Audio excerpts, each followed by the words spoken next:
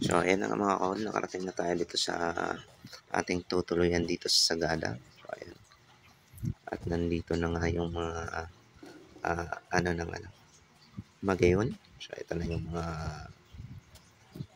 mag-aasikas sa ating accommodation dito. Siyempre, nandyan si Miss Mariel yata nandyan. And of course, si Sir Nathan. Ayan. So, ito yung taas. Ayan. So, dyan kami, second floor. So, yung room natin. Alright. Ito si Miss Mariel. Alright. So, inapaliwanag na kay tita. Siyempre nakasandyan din si Sir JR, ang tourist guide natin.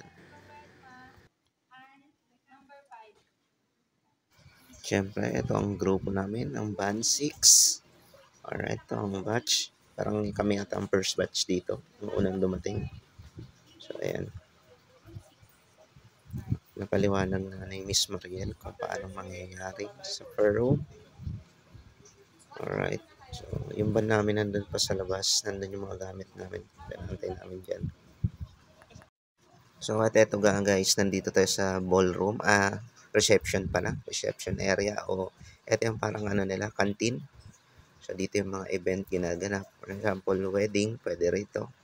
Ayan, birthday party. So, ito yung table nila guys. Napakaraming table yung upuan. Malawak yung space dito. So, ito yung parang ballroom nila. So, ayan, yung kanyang overlooking. Alright. Bali sa ground floor to nitong building, ano. So, ayan. So, mataas pa po yan kahit ground floor yan, guys. So, ang likod niyan is bangin and of course, yung bundok na yan. Diyan banda nakalibing niya. Ay, nakasabit yung tinatawag ng mga hanging kabaong. So, yan yun. And dito may salamin. Alright. So, ayan, explore lang natin dito, guys. Kung anong itsura ng accommodation natin. So, the best siya, guys, para sa akin. 1 to 10. Siguro, bigay ko dito is mga 8 or 9. And of course, wala kasi siyang aircon sa loob mga kahool. Pero, malamig yung area. Only kung tag-init siguro mukhang kailangan ko natin ng aircon dito. Alright, so ganyan. Sarap. Sarap sa pakiramdam guys paglabas mo dyan sa salamin na yan. Sa glass door na yan. And then ganyan yung makikita mo. Kita mo na yung loob guys na palawak. Wow. Ang ganda. Ang ganda ng tinuluyan namin dito. And of course, napakalawak nito. Ayan, may flat screen TV dyan. I think nasa 120 inches or 65 inches, mga ganun. Hindi ko sure, di ako familiar sa sukat ng mga TV. Pero malaki ito. So, ayan. So, ito yung parang ano nila, kitchen. Nandito sa kabila. Yan ang kitchen nila. So, ayan. And ito yung serving area. Ayan, serving area dyan. Okay.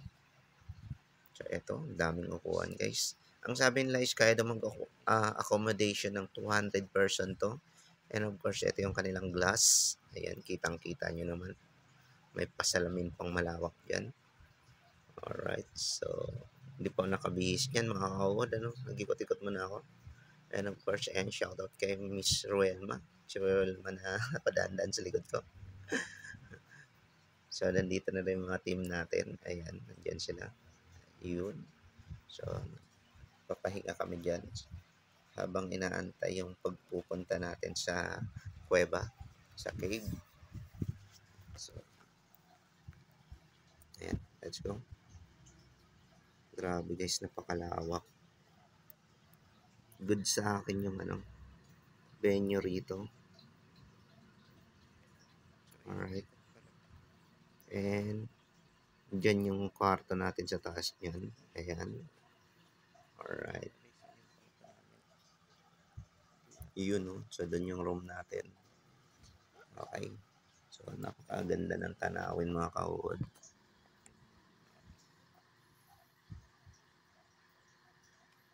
Diba? So, kung gusto niyo ng ganyan, mag-live kayo. Hindi puro trabaho lang. Mag-live ka, uy. Tamang trabaho ka lang. Hindi pa mana sa'yo yung kumpanya, mag-live ka. Yun, no? And of course, napakalamig dito, guys. Lalo na pag sa gabi. So, di talaga kailangan ng aircon. Hindi ko lang alam kung tag-init or summer. Kung malamig pa rin. Kasi wala talagang aircon noon kwarto. Or wala rin siyang nakasetup na mga ventilation. Alright. So, sa mga gustong pumunta rito, kontakin nyo na lang po yung Team Magayon. Ayan. Ayan. Napakataas niyan mga kahood. So, napakadelikado yung cellphone natin dyan or mga camera. Mahulog. Mukhang di na makukuha. Yun, no? Grabe yung nature talaga. Alright. So, yan muna mga kahood. And shout out na rin sa mga nandito sa Sagada. Alright. Ayan, update ko nga syempre. No-orient na kami ni Sir JR bago tayo mamundok o mag-hiking, mag-caving. So, ayan. No-orient na niya. So, ganyan kami karami mga kahood. Ayun. Siyempre si Sir JR na bahala sa team na yan. Alright, pinapaliwanag niya paanong mangyari dyan. Paano yung setup natin pag nasa bundok na tayo, guys.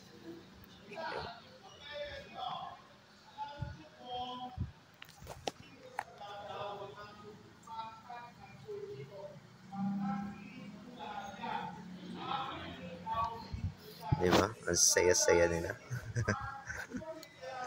Alright.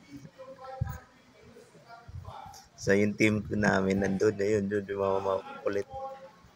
Alright, dito ako lumayo-layo lang ako sa kanila. So, ito yung kanilang pa-apoy dito. So, dyan ako malapit kasi maraming insekto.